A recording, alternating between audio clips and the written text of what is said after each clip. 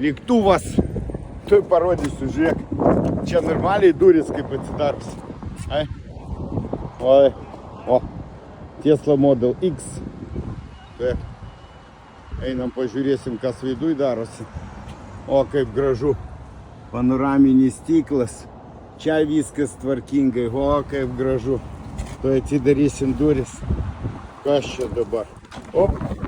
Atsidaro mums iškart duris. Užeinam į vidų.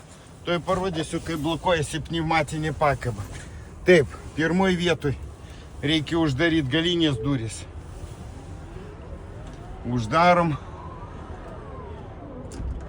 O, gerai. Antroj vietoj uždarysim savo duris.